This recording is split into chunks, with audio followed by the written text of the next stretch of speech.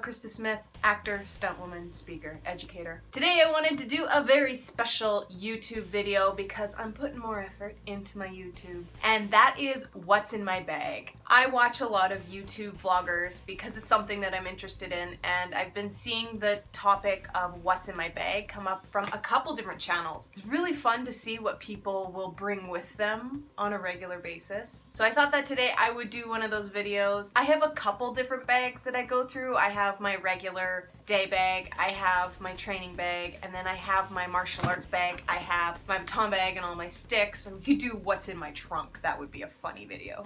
There's so many sticks and lightsabers and various tools in there. But today I wanted to do what's in my stunt bag. That's this big purple North Face bag. And before we go any farther, make sure you hit that subscribe button.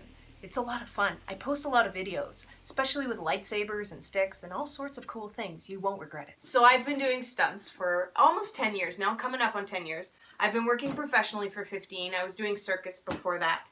So this bag sort of is an accumulation of 10 years of experience in stunts. When you start off, you have like a pair of knee pads and elbow pads. And then over time, you start accumulating pads. And I in no way feel like my stunt bag is complete. I'm always, if I'm at a store and there's knee, elbow pads, back pads, hip pads, any sort of interesting padded element, I'm gonna take a look at it because I always want to be prepared. Sometimes you show up and you don't know what's gonna happen, or you have an actor that you're doubling and they need pads, or you just need something to throw in your hip or your knee just to take the edge off of some things. So I feel like this is a work in progress, and I feel like it will always be that.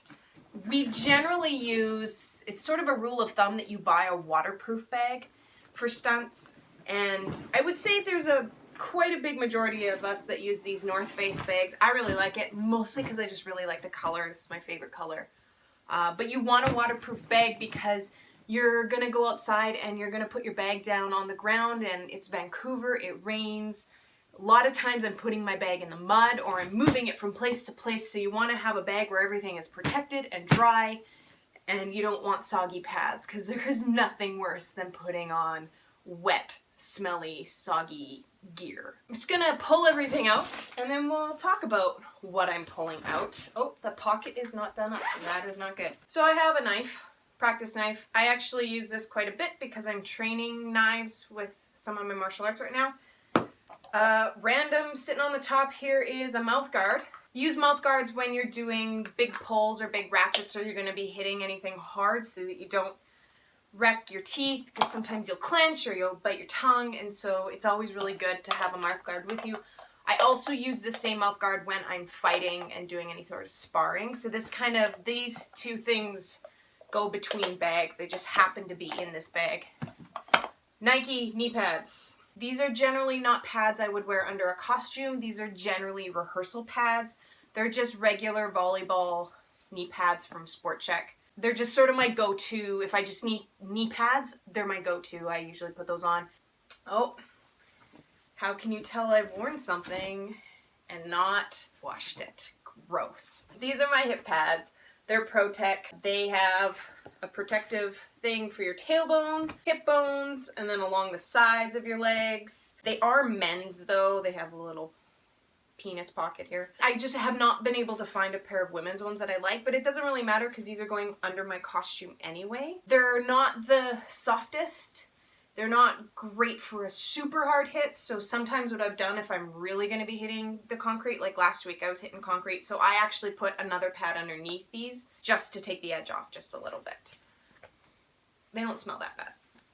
Next I have regular hard roller blading elbows. I had another set of knees that matched these, and these are just really good when you're hitting concrete. I don't use these, but if somebody just needs something hard or they just need to slip an elbow in, these are a really great answer because they're nice and little and they're pretty compact. I think I lent out the knees to one of my actors and then never got them back, and that's something that happens a lot, so I'm very protective of my pads. These are also hard elbows. They're actually kids. I like them because they have the elbow and then the little piece after so you can have a little bit more protection on your forearm. They do add a little bit of bulk, so you have to be pretty aware of your costume if you have a really tight fitting jacket. Obviously, these are not the pads for you, but I was lucky last week and I got a pretty big jacket where I had room and space, so I could wear them.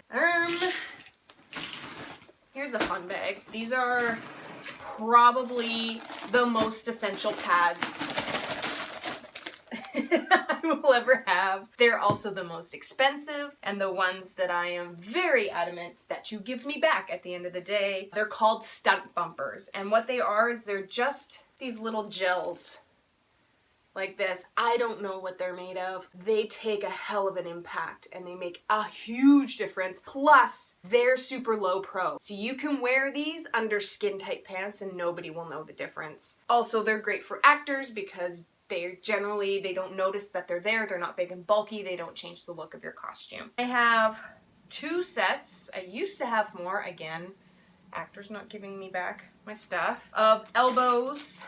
These are technically elbows, these little ones. Throw them in here like this with a sleeve. I'll show you. So you can barely see it, and especially if I were to cover it up. Again, I have a pretty baggy shirt on, but you'll never see it. I have 2 sets of these. I also use them on my knees. However, they don't cover the sides. So if I wanted to have my knees covered and have something super low pro, I have slightly bigger ones that go right on my knees. Those feel great. I actually wear these a lot. They're one of my favorite. They are about 120 each. I think, don't quote me, maybe the set is 120, but I think for some reason each pad is $120. These are technically knee pads. They're supposed to wrap around your knee like this. I've never worn them like this. I have 2 of these and I generally use them as hips or something on my tailbone, not knee pads because I have the cups as knee pads. So these are my go-to, all these gels. There's another one for your spine. Funny story about this one. I wore it, didn't end up needing it, and then went to take it out because I was like, oh, I'm not gonna need that anymore. Went to take it out and it had disappeared from everywhere. So it wasn't on the ground anywhere. Nobody had seen it. So my like nice expensive back gel